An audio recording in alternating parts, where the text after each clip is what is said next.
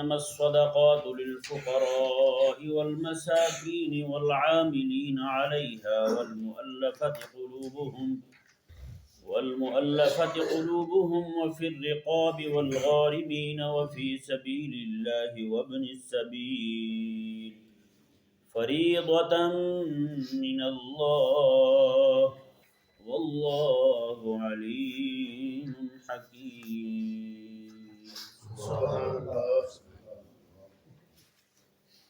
جیسا کہ سایہ مبارکہ پر کل تفصیلی گفتگو ہو چکی، آج اسی آیہ مبارکہ سے ایک اہم مسئلہ جو اخذ ہوتا ہے، اور اس کے متعلق کل بھی کچھ اشارہ کیا تھا کہ زکوٰۃ کی ادائیگی کے لیے تملیک شرط ہے، کسی کو مالک بنانا شرط ہے، کسی کے ہاتھ میں دینا اور اس کو مالک کر دینا، اور وہ مستحق زکوٰۃ ہو، زکوٰۃ کا مصرف بنتا ہو، ایسے بندے کو دینا یہ ضروری ہے۔ ایسے ہی جیسے آج کل تو بہت زیادہ رفاہی ادارے ہیں، وہ بھی زکوٰۃ جمع کرتے ہیں، اس طرح کے مختلف ادارے ہیں، وہ زکوٰۃ جمع کی اور اس سے لائبریریاں بنا دی، ہسپتال قائم کر دیے، ادارے کھڑے کر دیے، اور ٹھیک ہے بھائی، اگرچہ اس سے مساکین اور غریب لوگ ہی فائدہ اٹھائیں، لیکن زکوٰۃ پھر بھی ادا نہیں ہوتی، زکوٰۃ دوبارہ سے دینا ضروری ہوتا ہے، ٹھیک ہے نا جی۔ اور اسی طرح کر کے جو زکوٰۃ دی جاتی ہے، بینک والے کٹوتی کرتے ہیں زکوٰۃ، وہ بھی ادا نہیں ہوتی، کہ جن لوگوں نے مجبوری کی وجہ سے وہاں پیسے رکھے ہوئے ہیں، زکوٰۃ کی کٹوتی سے پہلے اپنے پیسے وہاں سے اٹھا لیں اور اپنے ہاتھ سے زکوٰۃ دیں اور کسی کو مستحق کو اس کا مالک بنائیں، تبھی زکوٰۃ ادا ہوگی، وگرنہ زکوٰۃ ادا نہیں ہوگی، ٹھیک ہے نا۔ ہمیں پتہ ہے کہ وہ زکوٰۃ جو ہے نا بینک والے کٹوتی کرتے ہیں، وزیر و مشیروں کے پاس جاتی ہے، پھر اس طرح اللہ تللے میں ساری ضائع ہو جاتی ہے، ٹھیک ہے نا جی۔ تو وہاں بھی وہ تملیغ والی بات نہیں پائی جاتی، اس لیے معاملہ جو ہے وہ سارا خراب ہوتا ہے۔ بہت ساری تنظیمیں جو ہیں وہ کام کرتی ہیں جی، جیسے آپ کے ہاں یہ جماعت اسلامی ہے، ان کا مرکز ہے یہاں پہ، یہ بھی زکوٰۃ اکٹھی کرتے ہیں۔ ان کے جو بڑے مودودی ہیں نا، اس نے یہ آیہ مبارکہ میں بڑا، اسی آیہ مبارکہ کی تفسیر کرتے ہوئے نا بہت گڑبڑ کی اس نے، جی، اس نے تملیغ والی شرط ہی ختم کر دی، جبکہ ائمہ اربع، امام ابو حنیفہ رضی اللہ عنہ، امام مالک، امام شافعی، امام احمد بن حنبل رضی اللہ تعالی عنہ، سب نے اسی آیہ مبارکہ کے یہ لفظ حرف لام جو ہے نا، لام حرف جر جو ہے، یہ لام کئی معنوں میں آتا ہے، اس کا ایک معنی تملیغ کا بھی ہے جی، مالک بنانا۔ تو اس نے اس معاملے میں گڑبڑ کی تو کہا کہ نہیں جی، اس میں تملیغ کی کوئی شرط نہیں ہے، حالانکہ امت پر یہ لازم ہے کہ کریم آقا صلی اللہ علیہ وسلم کو اللہ تبارک و تعالی نے مبین بنا کے بھیجا ہے، حضور بیان فرمانے والے ہیں۔ اس آیہ مبارکہ کا کیا معنی ہے جی، اور اللہ تبارک و تعالی کے اس فرمان کا محمل کیا ہے، اس کا مصداق کیا ہے جی، اس کا مطلب کیا ہے، مفہوم کیا ہے، یہ آقا علیہ السلام بیان فرمانے والے ہیں۔ آقا علیہ السلام نے بیان فرمایا، یا پھر آقا صلی اللہ علیہ وسلم کی بارگاہ میں رہنے والے حضور کے صحابہ جو ہیں، جو مزاج شناس وحی ہیں، وحی کے مزاج کو سمجھنے والے ہیں حضور کے صحابہ ہیں جی، وہ صحابہ کرام علیہ مردوان جنہوں نے کریم آقا علیہ السلام کی صحبت پائی، آقا علیہ السلام کی خدمت میں رہے ہیں جی، ان کا مزاج ہی ایسا بن گیا تھا ہیں جی، کیونکہ کوئی بندہ کسی کے پاس رہتا رہے نا جی، اس کے پاس رہتے جس طرح کا اس کا مزاج ہوتا ہے، جس کی صحبت میں وہ رہ رہا ہے صاحب کی، اسی طرح کا مزاج اس کا بھی بن جاتا ہے جی۔ ذوق سلیم اس کو بھی حاصل ہو جاتا ہے، ذوق طبع کا جودت طبع جو ہے وہ اسے بھی حاصل ہو جاتی ہے، اس کی بھی وہ طبیعت بن جاتی ہے، جس طرح کی چیزوں کو وہ پسند کرے گا یہ بھی اسی طرح کی چیزوں کو پسند کرے گا، جس طرح کی چیزوں کو وہ ناپسند کرے گا اسی طرح یہ بھی ناپسند کرے گا انہی چیزوں کو۔ جس طرح جو ہے نا، مثال کے طور پر میں عرض کر رہا ہوں آپ کے سامنے، اسلام پہ اعتراض کرنے والے لوگ جو ہیں وہ پوری دنیا میں پائے جاتے ہیں، اور یہ اب سے نہیں ہے، کریم آقا علیہ السلام کے دور سے ہیں۔ جس طرح کا اعتراض اس دور میں ہوتا تھا نا، اسی طرح کا اعتراض آج کے دور میں ہو رہا ہے۔ جس طرح کے اعتراض وہ کرتے تھے نا، اسی طرح کے اعتراض یہ کر رہے ہیں، حالانکہ نہ ان کو ان کی صحبت حاصل، نہ ان کی ان کے ساتھ ملاقات، نہ کچھ اور، نہ رشتہ داری، کچھ بھی نہیں ہے۔ وجہ کیا ہے؟ وجہ یہی ہے کہ شروع دن سے گندگی جو ہے نا، گندگی اس کے ڈھیر پر جب بارش برستی ہے تو بدبو ایک ہی طرح کی اٹھتی ہے، کہ نہیں سمجھ آئی؟ یہ نہیں کہ جناب 1947 کے اندر جب گندگی کے ڈھیر پر روڑی جو ہے نا، روڑی اس کے ڈھیر پر بارش برستی تھی تو بدبو اور طرح ہوتی تھی، آج جو ہے اس کا بدبو کا جو ہے وہ اس کی سمیل جو ہے وہ تبدیل ہو گئی ہے. ایسا تو نہیں نہ ہوتا، وہ تو بدبو ایک ہی طرح کی رہتی ہے.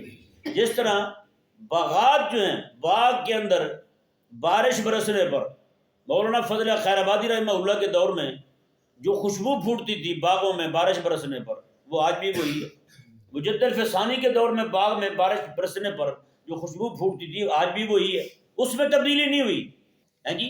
بالکل یہی حال ہے اس بندے کا جو اسلام کے لیے درد رکھنے والا، چاہے وہ کسی دور کا ہو، چاہے وہ کسی علاقے کا ہو، زمان اور مکان کی کوئی قید نہیں ہے. اسلام پہ کوئی بندہ اعتراض کرے گا، اسلام کا درد رکھنے والا بندہ جو ہے وہ جواب آج سے 1400 سال پہلے جو جواب دیا گیا تھا مدافعین کی طرف سے ہے جی، آج بھی وہ جواب وہی ہوگا، آج بھی جواب وہی ہوگا. کیوں کہ جب گندی طبیعت جو ہے وہاں سے اعتراض اٹھنے میں مکان اور زمان کی کوئی قید نہیں ہے، یکساں اعتراض اٹھتے ہیں. اس وقت کے لوگوں کو اگر پردے پہ اعتراض ہے تو آج کے لوگوں کو بھی پردے پہ اعتراض ہے. اس وقت کے لوگ جو ہیں جو مسائل کھڑے کرتے تھے وہی لوگ آج مسائل کھڑے کر رہے ہیں جی. وہ لوگ بھی یہی کہتے تھے قربانی کر کے جانور ضائع کر رہے ہیں، نقصان کر رہے ہیں، آج بھی لوگ وہی باتیں کر رہے ہیں جی. شریعت مبارکہ کے احکامات کو دیکھ کے اس وقت کے کافر جو ہیں وہ بھی خلل اندازیاں کرتے تھے، آج کے بے دین بھی وہی حرکتیں کر رہے ہیں. تو اس کا مطلب یہ ہے کہ مزاج جو ہے نا وہ بہت زیادہ انحصار کرتا ہے یکسانیت پر. اعتراض کرنے والے جو ہیں وہ مختلف دور کے ہیں. جیسے لبرل اور سیکولر کو دیکھ لیں آپ، حضرت نوح علیہ السلام کے دور میں بھی وہی، وہ بھی یہی کہتے ہیں نوح علیہ السلام کو، آپ غریبوں کو یہاں سے اٹھا دیں ہم آپ کی بات سنیں گے جی. غریب آپ کے پاس بیٹھے ہم آپ کی بات نہیں سنیں گے. وہی انہی لوگوں نے میرے آقا علیہ السلام کو یہی بات کی تھی. جبکہ نوح علیہ السلام کے دور کے لوگ جو ہیں وہ کوئی آقا علیہ السلام کے دور کے کافروں کے استاد تھوڑی ہیں، ان کی صحبت تھوڑی حاصل ہوئی ہے. صحبت سے بھی مزاج ایک بنتا ہے اور عقیدہ جو ہے نا بندے کا وہ بھی مزاج ایک جیسا بنا دیتا ہے. طبیعتیں جو ہے نا وہ بھی یکسانیت پیدا کر دیتی ہیں. تو یہی حال ہوا ہے ان لوگوں کا. تو اب جیسے گندی طبیعت جو ہے وہاں سے ایک ہی طرح کی بدبو اٹھتی ہے، ایک ہی طرح کے اعتراضات اور اشکالات وارد ہوتے ہیں، اسی طرح اچھی طبیعتیں، اسلام کی خیر خواہ طبیعتیں، وہ بھی اسلام کے مزاج شناس ہو جاتی ہیں. کریمہ کا صلی اللہ علیہ وسلم کے صحابی حضرت عمر رضی اللہ تعالیٰ عنہ کو دیکھیں، 20 سے 22 آیتیں حضرت عمر رضی اللہ تعالیٰ عنہ نے جو آقا علیہ السلام کی بارگاہ میں عرض کی نا آگے، یا رسول اللہ مسلمان خواتین جو ہیں وہ پردہ کریں، آپ کے ازواج مطہرات جو ہیں وہ پردے میں مزید سختی پیدا کریں ہے جی. تو اللہ تبارک و تعالیٰ نے حضرت عمر رضی اللہ تعالیٰ عنہ کی منشا پر قرآن نازل فرما دیا. سبحان اللہ. جبکہ قرآن جو ہے وہ تو اللہ تبارک و تعالیٰ نے حضرت آدم علیہ السلام کی تخلیق سے بھی پہلے ہے جی، کلام تو رب تبارک و تعالیٰ کا پہلے سے لکھا ہوا ہے، کلام رب تبارک و تعالیٰ کا پہلے سے لکھا ہوا ہے. اور یہ حدیث پاک ہے آدم علیہ السلام کی تخلیق سے بھی 2000 سال پہلے اللہ تبارک و تعالیٰ نے سورہ رحمان اور سورہ یاسین کی تلاوت خود فرمائی. تو ذرا اندازہ لگائیں تو یہ یعنی رب تبارک و تعالیٰ جو ہے اس نے مزاج بنا دیا حضرت عمر رضی اللہ تعالیٰ عنہ کا، جو اللہ تبارک و تعالیٰ کی وحی کے ساتھ مطابقت رکھنے والا تھا. حضرت عمر رضی اللہ تعالیٰ عنہ ادھر آپ کہہ رہے ہیں ادھر اللہ، چونکہ اللہ تبارک و تعالیٰ جو ہے وہ تو پورے قرآن پاک کو 27 رمضان شریف میں پہلے آسمان پر نازل فرما چکا ہے. وہاں سے تھوڑا تھوڑا کر کے انزال ایک ہی بار ہوا ہے، تنزیل بار بار ہو رہی ہے. تھوڑا تھوڑا کر کے حضرت جبریل امین علیہ السلام لے کے آ رہے ہیں آقا علیہ السلام کے پاس. تو اس کا مطلب یہ ہے کہ اللہ تبارک و تعالی نے ان کی بارگاہ ختم نبوت کی صحبت کی برکت سے ان کو مزاج شناس وحی بنا دیا. یہ حضور کے صحابہ جو ہیں، اللہ اکبر کبیرہ، اب کیا کہیں. آقا علیہ السلام کے حضرت ابوبکر صدیق رضی اللہ تعالیٰ عنہ مزاج شناس نبوت ہیں، تو کمال کے مزاج شناس نبوت ہے. یعنی بندہ جو ہے نا اپنے آقا کا مزاج ہی نہ سمجھے. اورنگزیب عالمگیر رحمہ اللہ جو ہے نا، آپ نے ایک بار کسی ایسے مختلف شہروں کے نام آ رہے تھے آپ کے سامنے، ایک بندے نے ایک علاقے کا نام لے دیا تو حضرت اورنگزیب عالمگیر رحمہ اللہ کے ماتھے پہ بل آیا.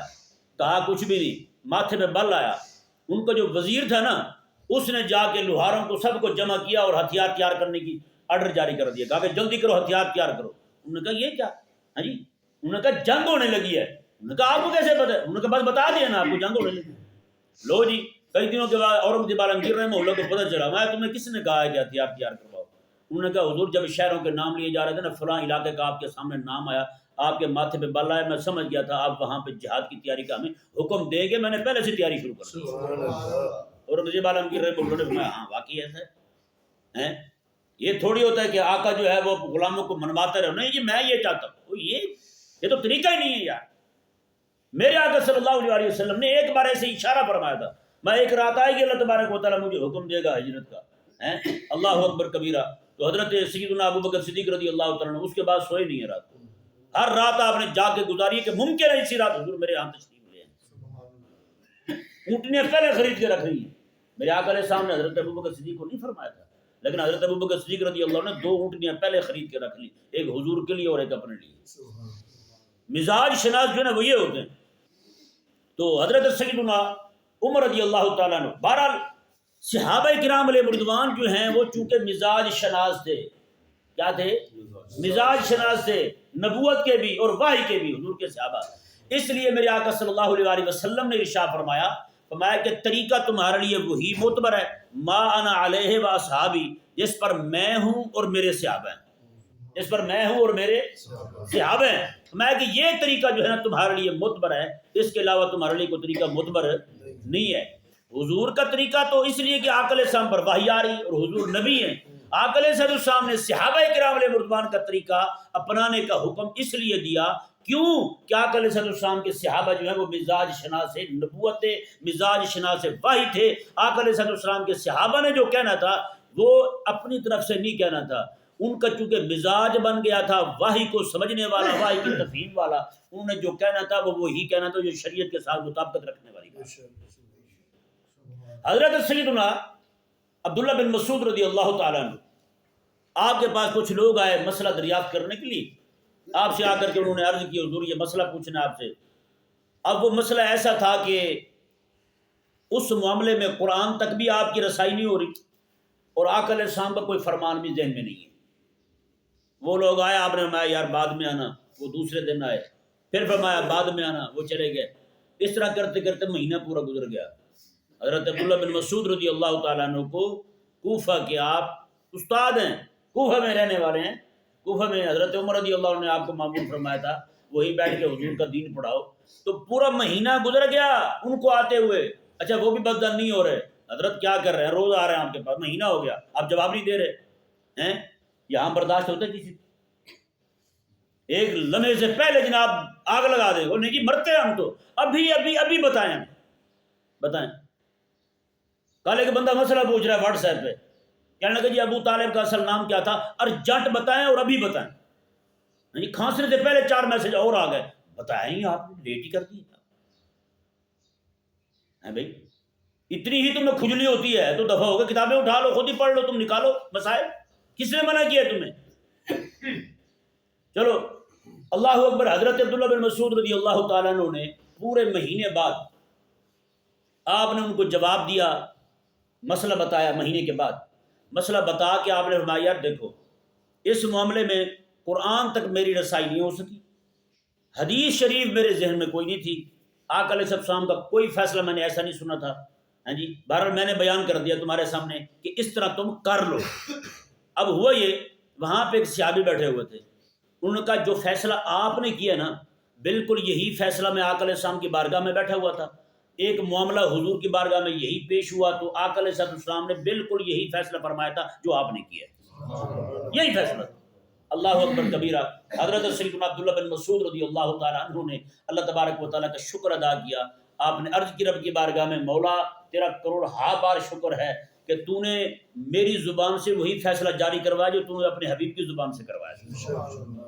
یہ دیکھیں نا کیسی مطابقت ہے، مزاج شریعت سے کیسے واقف ہیں، مزاج وحی سے کیسے واقف ہیں، مزاج نبوت سے کیسے واقف ہیں جی۔ ٹھیک ہے فتویٰ دینے میں تاخیر ہوئی ہے لیکن فتویٰ وہی دیا ہے جو جناب زبان نبوت سے نکلا ہوا تھا۔ اللہ اکبر کبیرہ۔ تو یہ صحابہ اکرام علیہ رضوان جو ہیں آقا علیہ السلام ہو گئے، آقا علیہ السلام کے صحابہ ہو گئے۔ 2 چیزیں، یعنی بیان حضور کا دیکھا جائے گا، تعبیر حضور کے صحابہ کی دیکھی جائے گی، اور فہم اسلاف کی دیکھی جائے گی۔ کہ قرآن کو حضور کے صحابہ نے کیسا سمجھا ہے، یہ نہیں کہ جناب غامدی صاحب کیا فرما رہے ہیں، جی ساحل ادیم کیا فرما رہے ہیں، یا اس طرح کے آج کل کے مرزا جیلمی کیا فرما رہے ہیں، ان کی بات کو کوئی نہیں سنے گا بھائی۔ جب کوئی بندہ بات ایسی کرے جو امت کے جو مجمع علیہ مسئلہ ہے، متفق علیہ مسئلہ ہے، اس سے بھی اختلاف کر رہا ہو، یعنی کہ ایسی بات کر رہا ہے جو نہ امام الانبیاء علیہ السلام نے بیان کی، نہ صحابہ نے وہ تعبیر بیان کی، نہ امت نے وہ سمجھی، 1400 سال 1450 سال عرصے میں امت کے کسی عالم نے نہیں سمجھی، حضرت صاحب نے سمجھی ہے جناب، جی اور بیٹھے جناب باتیں کر رہے ہوتے ہیں۔ کل پرسوں بھی ایک مضمون آیا ہوا تھا کسی مولوی صاحب کا، وہ کہہ رہا تھا جی جتنے بھی آج تک 1400 سال تفسیر کرنے والے ہیں سب نے غلطی کی ہے، سب نے خطا کی ہے۔ اب بتائیں 1400 سال میں امت جو ہے وہ اس معنی تک نہ پہنچ سکی جس پر آپ پہنچے ہیں، امت نہیں پہنچ سکی، حضور کے صحابہ نہیں پہنچ سکے، آپ پہنچ گئے، یہ کیا طریقہ ہوا بھائی؟ تو اس طرح کی جو فکر ہے نا یہ بندے کو گمراہ کرتی ہے، بے دینی کی طرف لے جاتی ہے۔ پھر اس طرح کی جو ہے نا وہ غامدی فکر لوگ پیدا ہوتے ہیں جو دین کے ہی دشمن ہوتے ہیں، اپنی من مانی تشریحات کریں گے، اپنے من مانے مسائل بیان کریں گے۔ اگلے دن مجھے ایک دوست نے کلپ بھیجا غامدی کا، غامدی کے آپ کو پتہ ہے اس کے مجمع جہاں ہوتے ہیں عموماً ٹیلی ویژن پہ ہوتے ہیں یا اس طرح کے معاملات ہوتے ہیں اس کے، تو اس میں خواتین کا بھی بہت بڑا مجمع تھا۔